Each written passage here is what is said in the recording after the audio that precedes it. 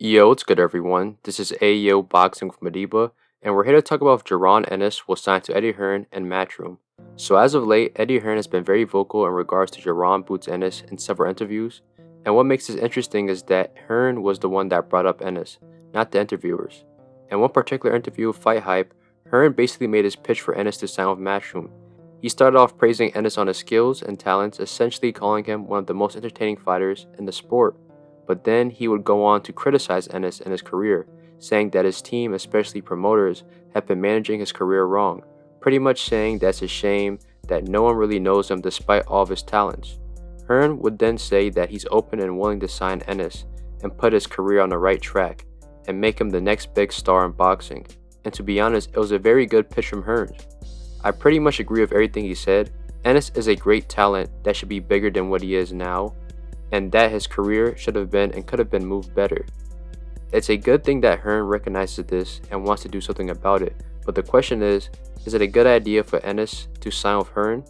And yes, I think it will be beneficial for Ennis to sign with Matchroom, but I am not sure it will fix the main issue that plagues Ennis' career. Let me explain. Despite what anyone says or thinks, Eddie Hearn is a good promoter. The best quality of Hearn is his willingness to promote fighters and stage fights in untapped markets. The two best examples of this is bringing fights to the Middle East and promoting women's boxing on a large scale. Both have been a success. Another example is the promotion of Canelo under the DAZN banner. Canelo's biggest fights post Golden Boy have been with DAZN and partially promoted by Hearn.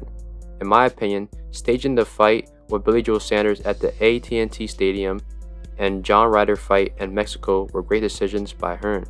The only thing that Hearn is missing is promoting a big-name American fighter. He's already signed several American talents, but none of them with major star quality potential. But Ennis could be the answer. And based on Hearn's track record, I do believe he can elevate Ennis to new promotional levels. One of the issues with Ennis' career is the lack of promotion in his hometown Philadelphia, which is a major oversight.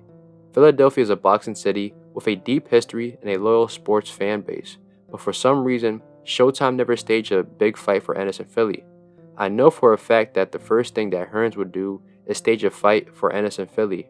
Regis Prograis's first fight on Matchroom was in his hometown of New Orleans, and Haney's first fight after re-signing with Matchroom was in the Bay, so I know he would do the same for Ennis. Another benefit is that Hearn keeps his fighters active. It's common to see Matchroom boxers fight at least 3 times a year. Anthony Joshua did in 2023, and Bam Rodriguez did in 2022. But 2 fights in a year is a standard. I expect Hearns to do the same with Ennis. And it's needed because activity makes a fighter relevant and grows his profile. Under Showtime, Ennis fought only once in 2022 and twice in 2023, but he should have fought at least 3 times in 2023, based on the dates of his fights. Matchroom appears to have a solid and reliable schedule for dates, so Ennis shouldn't have a problem getting his fights under Hearn. These 2 things would definitely increase the star power of Ennis and push him to be the big name that he deserves to be. But this doesn't solve the main issue that Ennis faces, which is getting noteworthy opponents to fight. The biggest criticism that Ennis gets is his resume. Despite being 26 and having 32 fights, he has yet to face a prominent name, and this isn't his fault. The big names at welterweight are not rushing to fight Ennis, which then puts him in a catch-22 position, and I don't know if Hearns can fix this problem. Matchroom does not have a deep stable of top welterweights. The only person is Conor Benn, and I don't see Hearns rushing to make that fight anytime soon.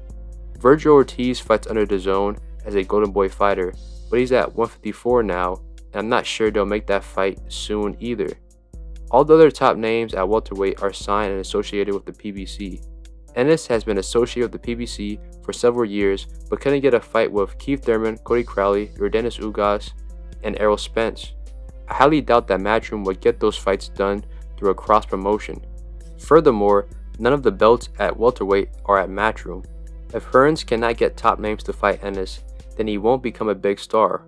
Promotion can only go so far. Regardless, is there a possibility that Ennis would even sign with Matchroom? And yes, there is. Boise Ennis, the father and trainer of Jaron Ennis, stated himself that he's been in talks with Hearns. Boise also trains Andy Cruz, and Cruz is signed to Matchroom, and so far, it's been going good for Andy. Boise also confirmed that Ennis is still associated with Steven Espinoza, but Showtime is gone, so he could be a free agent. The PBC is expected to make their return on Amazon in March, but there's still a lot of time before then. If they're going to sign, it needs to happen now. However, Mario Barrios is apparently willing to fight Jaron Ennis, and if that happens, I guarantee you that Ennis will remain associated with the PBC. But who knows, this is boxing, anything can happen. But thank you for tuning in with AEO Boxing with Madiba. Hit like, subscribe, and more content's coming your way.